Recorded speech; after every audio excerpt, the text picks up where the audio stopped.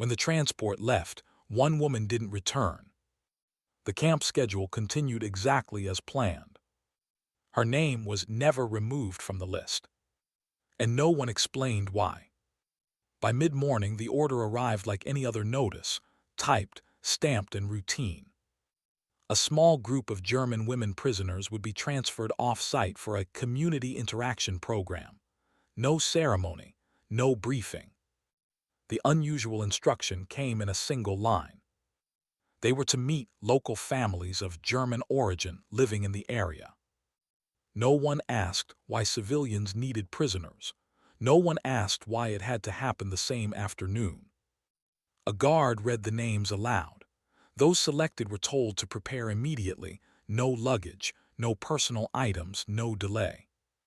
"This is not optional," he added, without raising his voice. What unsettled them more was the reaction around them.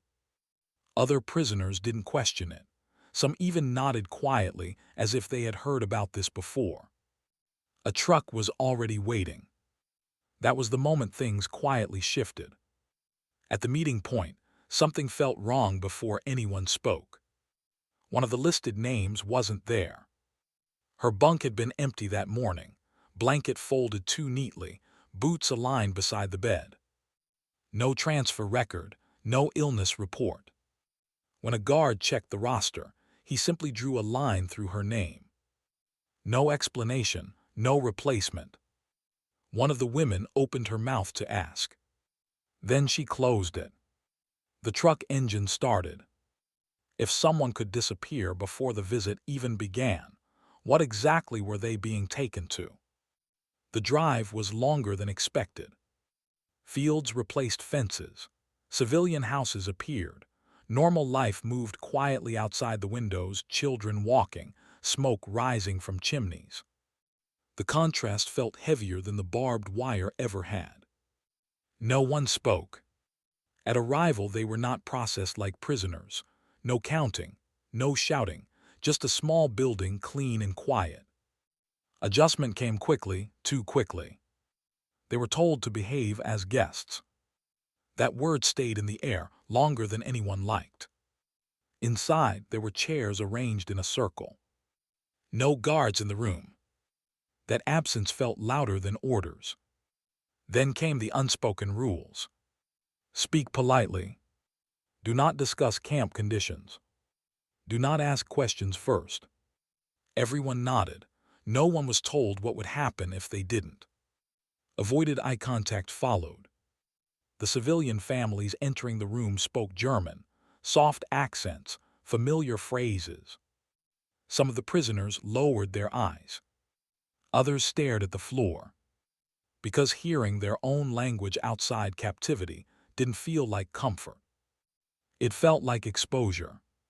Silence settled between both groups. Questions were possible, but asking them suddenly felt dangerous. The first meetings became routine. Same room, same chairs, same polite conversations. Then one week something changed. The singing stopped. Until then, the civilian group had always ended visits with a traditional German song. That day, no one mentioned it. No explanation. At the same time, one of the regular civilian women didn't return. "She's unavailable," someone said. Nothing more. Later, the prisoners noticed another change. The list of visiting families had one fewer name, but the total number of participants remained the same. Someone had been replaced. And one more detail didn't match earlier information. The guards were back in the hallway. Closer than before. Something had happened. No one was told what. It didn't come as an announcement. There were no warnings, no gathering, no explanation. The sign appeared first. A small one, typed, pinned beside the meeting room door. All sessions delayed until further notice. No reason. The women were returned to the transport without entering the building. No one spoke during the ride back. Because the silence didn't feel temporary. It felt like something had already happened. The program resumed 3 days later. But the room was different. The chairs were spaced farther apart. The table in the center was gone. And a guard stood inside the room now, not watching closely but present. That hadn't been the rule before. Something had changed. That wasn't the only difference. One of the civilian families was missing. Not replaced, not mentioned. When a prisoner quietly asked where they were, the staff member answered without looking up. They are no longer participating. Nothing more. The detail that mattered appeared later that afternoon. While waiting for transport back to camp, one of the women was told to carry a stack of folders to the office. Routine task. Administrative. Inside the top folder was a single-page report. No names. Just categories. Boundary violation. Unauthorized personal exchange. Emotional dependency observed. At the bottom, one line was underlined. Immediate removal required to preserve program integrity. The prisoner froze for a moment, then closed the folder. She didn't mention it on the ride back. Not yet. That evening, the memory connected. The missing family. The civilian woman who had stopped coming. The one who always stayed after the session ended. The one who had spoken quietly to the same prisoner every week. They had shared hometown names. Family stories. One afternoon, she had brought something small wrapped in paper. No one knew what it was. But the guard had noticed. When the report was finally whispered between bunks, the reaction was immediate. Not panic. Not anger. Quiet understanding. Because something else made sense now. The earlier disappearance. Weeks before, one prisoner had been removed from the program without explanation. Transferred to a different work group. Her name never appeared on the meeting list again. At the time, everyone assumed it was routine reassignment. Now it didn't feel routine. The next session confirmed the change. Civilian participants were instructed to keep conversations general. No personal history. No family details. No discussion of life after the war. One woman began to mention her hometown. A staff member interrupted her mid-sentence. Please keep the discussion appropriate. The word appropriate stayed in the room longer than the conversation. That wasn't the part that unsettled them most. It was the way the civilians behaved afterward.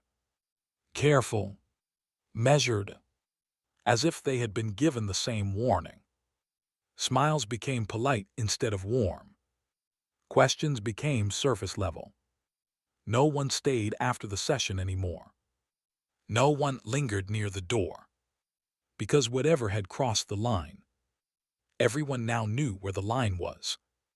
Even if no one had ever been told. Later that week, another small detail surfaced. The attendance board had been updated. Where civilian names had once been written, there were now only numbers. No identities. No connections. Just participants. That wasn't the first time the program had been adjusted after someone got too close. And it probably wasn't the last. From that point forward, the meetings continued. Same room, same structure. But the purpose had shifted. It wasn't about language. It wasn't about culture. It wasn't about kindness anymore. It was about control. And everyone in the room understood something that had never been said out loud. The meetings were allowed. The relationships were not. The changes didn't happen all at once. They appeared slowly, the way permanent things often do, one small adjustment at a time. At first, it was the paperwork. When the women arrived for the weekly session, the familiar attendance sheet was gone. Before, each civilian name had been written carefully beside the prisoner they met. Now there were only columns. Group A, Group B, Group C. No identities. No pairings. Just numbers. When one prisoner asked which family she would be meeting, the clerk answered quietly, "You'll be assigned when you enter." That wasn't how it had worked before. But no one questioned it again. A week later, another change followed. The seating arrangement had been reorganized. Chairs were placed farther apart. Conversations were limited to 20 minutes. At exactly 20, a bell rang. Not loud, but final. If someone was still speaking, they stopped mid-sentence. Because the bell didn't feel like a reminder. It felt like a boundary. Someone noticed something else. The civilian participants no longer arrived early. They entered only when instructed. They left immediately when the session ended. No waiting in the hallway. No quiet goodbyes. No eye contact near the door. The warmth that once existed had been replaced with procedure. And procedure doesn't allow hesitation. 2 weeks later, one of the prisoners went to the administrative office. She had been trying to remember the name of the woman she had spoken with for months. The name was on the earlier lists. It had to be. When she asked to see the old attendance records, the clerk searched briefly, then closed the drawer. "Those files are no longer available." The tone wasn't rude. It was careful. When she asked where the records had been moved, the clerk paused before answering. They weren't moved. That was the moment the prisoner understood. The names hadn't been relocated. They had been removed. That wasn't recorded. From that week forward, staff behavior changed too. Instructions were delivered in lower voices. Conversations stopped when prisoners entered offices. If someone asked about earlier procedures, the answer was always the same. This is how the program has always operated. But the prisoners remembered. The songs, the names, the longer conversations. Memory was the only record left. And memory wasn't official. Another protocol appeared on the wall near the meeting room. A single typed sentence. Maintain professional distance at all times. No explanation. No signature. Just the rule. Underneath it, the previous notice board had been removed entirely. Nothing remained to show how things had been before. Then came the quiet disappearance. One of the civilian participants, a man who had attended regularly for months, simply stopped appearing. No replacement. No comment. When a prisoner asked if he was ill, the supervisor replied, "Participant schedules change." That name never appeared again. Not on any list. Not in any conversation. As if the absence itself was part of the system. That name never appeared again. By the end of the month, the meetings ran with precise efficiency. Arrival, assignment, conversation, bell, departure. No variation. No improvisation. Even the guards no longer watched closely. They didn't need to. Because the distance was now self-enforced. The prisoners spoke carefully. The civilians spoke cautiously. Everyone followed the rules that had never been fully explained. Someone noticed one final detail. The transport logs still listed the weekly trips, but the purpose column had been shortened. Where it once read Cultural Interaction Program, it now said only Transfer Routine. No description. No context. Just movement. That wasn't the first change. And it wasn't the last. Because by then, the system no longer needed to control the meetings. It only needed to remove the parts that made them human. The program continued until the end of the war. No more removals, no more songs, no more personal stories. The prisoners learned to speak politely, briefly, and without memory. Civilians did the same. After each visit, everyone washed their hands, a habit no one had required. Distance became routine. Years later, some of the women said the meetings had been kind, but none of them ever tried to find the families again. Nothing like that ever happened after the rules were tightened. And from that point on, every conversation began carefully and ended before it became human.